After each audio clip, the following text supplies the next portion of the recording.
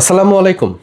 আমরা সবাই জানি গত কয়েকদিন আগে তামিম ইকবাল খান বাংলাদেশ ক্রিকেট বোর্ডের নির্বাচিত সভাপতি হিসেবে তিনি আইসিসির সভাতে যোগ দিয়েছিলেন এবং সেই সভায় বেশ কিছু গুরুত্বপূর্ণ সিদ্ধান্ত গৃহীত হয়েছে, যার মধ্যে খুবই উল্লেখযোগ্য একটা সিদ্ধান্ত হচ্ছে 2027 ওয়ানডে বিশ্বকাপের ফরম্যাট। মাত্র একটা বছর বাকি আছে, কিন্তু এই এক বছর আগে হঠাৎ করেই বদলে গেছে এই টুর্নামেন্টের ফরম্যাটের হিসেব নিকেশ। মূলত আসলে আমরা জানি গত 2019 বিশ্বকাপ 2023 বিশ্বকাপের যে ফরম্যাট ছিল, পরপর দুই বিশ্বকাপের 10টা করে দল অংশগ্রহণ করার কথা ছিল, সেখানে এবার 2টা দল বৃদ্ধি পাবার কথা ছিল, কিন্তু সেটি থাকছে না। মূলত 14টি দল সেখানে অংশগ্রহণ করবে, কিন্তু এই 14টি দল অংশগ্রহণ করার ব্যাপারটা আসলে এতটা ইজিও না। এটার মধ্যে বেশ একটা জটিল প্রক্রিয়া রয়েছে, অর্থাৎ এই 14টি দলের মধ্যে 11টি দল আবার সরাসরি দ্বিতীয় রাউন্ডে খেলবে, তাদের প্রথম রাউন্ড খেলতে হবে না। বাকি যে 3টি দল থাকবে, অর্থাৎ এই 14টি দলের মধ্যে শেষের 3টি দল, তারা একটা সুপার সিরিজ খেলবে, অনেকটা ওই কোয়ালিফায়ারের মতো। এই সুপার সিরিজ খেলার পরে তাদের মধ্যে একটি দল ওই 11 দলের সঙ্গে যুক্ত হবে দ্বিতীয় রাউন্ডে, সেখানে হবে মোট 12টি দল। এই 12টি দল দুই গ্রুপে ভাগ হবে, একটা গ্রুপে থাকবে 6টি দল, আরেকটা গ্রুপে থাকবে আরও 6টি দল। এই গ্রুপগুলোর মধ্যে খেলা হবে। এটা অনেকটা 2003 সালের সেই ফরম্যাটের মতো। আমরা এটাকে কম্পেয়ার করতে পারি অনূর্ধ্ব-19 বিশ্বকাপের ফরম্যাটের মতো। অর্থাৎ ধরুন একটা গ্রুপে আছে বাংলাদেশ, ইন্ডিয়া, পাকিস্তান, শ্রীলঙ্কা, এশিয়ার 4টা দল, আর একটা গ্রুপে থাকতে পারে অস্ট্রেলিয়া, নিউজিল্যান্ড, সাউথ আফ্রিকা। আমি জাস্ট বোঝানোর খাতিরে ধরে নিচ্ছি। সেক্ষেত্রে এক গ্রুপের যে 6টি দল থাকবে আর একটা গ্রুপের যে 6টি দল থাকবে, প্রত্যেকটি দল তাদের গ্রুপের নিজস্ব সব দলের সঙ্গে খেলবে, অর্থাৎ এই গ্রুপে একটা দলের খেলা পড়বে আসলে 5টি। এরপরে প্রত্যেকটা গ্রুপের পয়েন্ট, রান রেট এগুলো হিসেব করে শীর্ষ 7টি দল পরের রাউন্ডে যাবে। 7টি দল কিভাবে যাবে? প্রত্যেকটি গ্রুপ থেকে যাবে 3টি করে দল, অর্থাৎ গ্রুপ 1 থেকে যাবে 3টি দল, গ্রুপ 2 থেকে যাবে 3টি দল, 6টি দল যাবে, আর একটা দল যাবে রান রেটের হিসেব নিকেশে। অর্থাৎ দুই গ্রুপ মিলিয়ে যেই দল ওই 3টি দলের মধ্যে যেতে পারেনি কিন্তু তাদের রান রেট ভালো আছে, অর্থাৎ সপ্তম হয়েছে, তারাও পরের রাউন্ডে চলে যাবে। আর পরের রাউন্ডের নামকরণ হচ্ছে সুপার 7। অর্থাৎ আমরা যেটা সুপার 8 বলতাম বা কোয়ার্টার ফাইনালস বলতে পারতাম, সেই রাউন্ড থাকছে না, সেখানে হচ্ছে সুপার 7। এবার এই সুপার 7-এর মধ্যে কিন্তু আবার প্রত্যেকের সঙ্গে খেলবে, তবে অবশ্যই প্রত্যেকে কিন্তু আগের গ্রুপের যারা পার্ট ছিল তাদের বিপক্ষে খেলবে না। এই জন্যই আসলে আমি প্রথমে বলেছি বেশ জটিল একটা প্রক্রিয়া।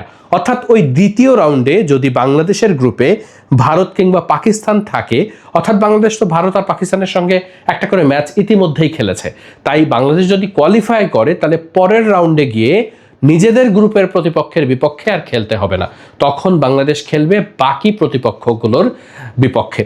ঠিক অনূর্ধ্ব-19 দলের বিশ্বকাপ যারা দেখেন একই রকম ফরম্যাট আসলে, অর্থাৎ দ্বিতীয় রাউন্ডে নিজেদের প্রতিপক্ষ যারা থাকবে তাদের বিপক্ষে খেলা আর পড়বে না, বরং বিপক্ষ দল অর্থাৎ বিপক্ষ গ্রুপ থেকে যারা আসবে তাদের বিপক্ষে আসলে বাংলাদেশ কিংবা অন্যান্য দলগুলোকে তারা পরের রাউন্ডে খেলতে হবে, অর্থাৎ সুপার 7।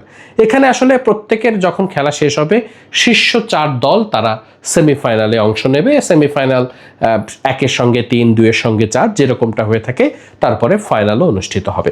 একই সাথে এই প্রক্রিয়াটা বেশ জটিলও মনে হয়েছে। কিছু সময় আগেই আসলে এটার ব্রেকিং বা আইসিসির যে মিডিয়া রিলিজ, সেখানে আমরা এই ব্যাপারে ধারণা পেয়েছি, এবং একই সাথে টি-20 বিশ্বকাপ এবং আইসিসি চ্যাম্পিয়ন্স ট্রফি সেটা নিয়েও আসলে সিদ্ধান্ত এসেছে। অর্থাৎ আইসিসি চ্যাম্পিয়ন্স ট্রফি আমরা জানি যে 2025 সালে হবার কথা ছিল, যেটা হয়েছে, এরপরে আবার 4 বছর পরে 2029 সালেও হবে। অর্থাৎ এইটা নিয়ে আসলে একটা দোলাচল ছিল, কারণ আইসিসি চ্যাম্পিয়ন্স ট্রফি প্রত্যেকবার হবার পরে আসলে আমরা সবাই দ্বিধায় থাকি যে আবার এটা কন্টিনিউ করা হবে কিনা। গত কয়েক বছর কয়েকবারই এমনই হয়েছে।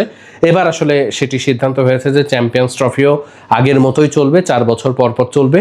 আর টি-20 বিশ্বকাপ যেটা 2 বছর পর পর হওয়ার কথা, সেটা কিন্তু একই রকমভাবেই চলবে, এবং টি-20 বিশ্বকাপেও দল বৃদ্ধির একটা সম্ভাবনা আছে, মানে সিদ্ধান্ত হয়েছে, সেখানে 20 দলের টি-20 বিশ্বকাপ অনুষ্ঠিত হবে, সেটি এখন পর্যন্ত সিদ্ধান্ত চূড়ান্ত হয়েছে।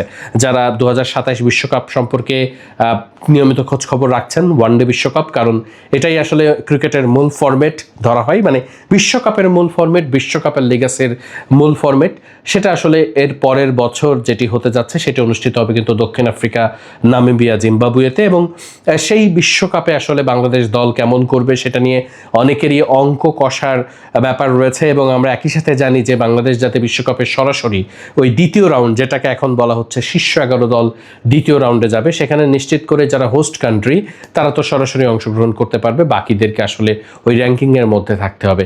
তাই খুব স্বাভাবিকভাবেই বাংলাদেশ নিশ্চিত করেই যাতে ওয়ানডে ফরম্যাটের সেই সিরিজগুলোতে ভালো করছে কিনা এটা নিয়ে আমরা হিসেব কষছি।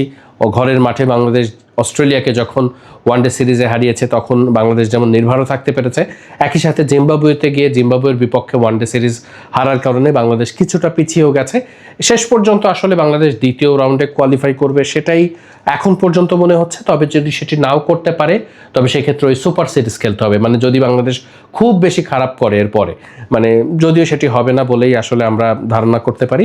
তবে ফরম্যাটটা নিশ্চয়ই বুঝতে পেরেছেন। এই ভিডিওর আসলে মূল কথা সেটি যে 2027 ওয়ানডে বিশ্বকাপে আমি আরও একবার বলতে চাই, সেখানে মোট অংশগ্রহণ করবে 14টি দল এবং 14টি দলের মধ্যে 11টি দল সরাসরি দ্বিতীয় রাউন্ডে অংশগ্রহণ করবে। একটি দলের জন্য সুপার সিরিজ হবে, অর্থাৎ সেই 3টি দল, 14টি দলের মধ্যে 11টি যদি দ্বিতীয় রাউন্ডে যায়, 3টা দল বাকি থাকে, সেই 3টা দলের মধ্যে একটা দল আবার কোয়ালিফাই করবে পরের রাউন্ডে নিজেদের মধ্যে খেলার পর। এরপর সেইখানে ওই 12টা দল 2টা গ্রুপে ভাগ হবে, এক এক গ্রুপে 6টা করে, 6টা দলের মধ্যে প্রত্যেকের সঙ্গে অংশগ্রহণ করবে, প্রত্যেকের বিপক্ষে ম্যাচ হবে। তারপরে ওই 6টা দল গ্রুপ থেকে, মানে 6টা দলের গ্রুপ থেকে, প্রত্যেক গ্রুপ থেকে 3টা করে দল পরের রাউন্ডে যাবে, আর সেরা রান রেট হিসাব করে আরও একটি দলকে কোয়ালিফাই করা হবে, অর্থাৎ সুপার 7। এরপরে সুপার 7-এর প্রত্যেকটা দল খেলবে, সেখানে আগের যে গ্রুপগুলো ছিল সেই গ্রুপে নিজেদের সঙ্গে যাদের সঙ্গে খেলা হয়েছে তাদের সঙ্গে আর খেলা পড়বে না, প্রতিপক্ষের গ্রুপ মানে অন্য গ্রুপের দলগুলোর সঙ্গে খেলা পড়বে। এরপরে ওই সুপার 7 থেকে 4টি দল সেমিফাইনালে যাবে, সেমিফাইনাল থেকে যথারীতি ফাইনাল অনুষ্ঠিত হবে। অনেকের কাছে এখনও হয়তোবা এই হিসেবটা বেশ গোলমেলে লাগছে, তবে একটু ঠান্ডা মাথায় ভালোভাবে অবজার্ভ করতে পারেন। আর ওই যেটি আমি বলেছি, অনূর্ধ্ব 19 বিশ্বকাপের ফরম্যাটটা যদি কেউ দেখে থাকেন বা অনূর্ধ্ব 19 বিশ্বকাপ দেখার অভ্যাস যদি কারোর থাকে তাহলে তারা এই ফরম্যাটটা খুব সহজেই বুঝতে পারবেন।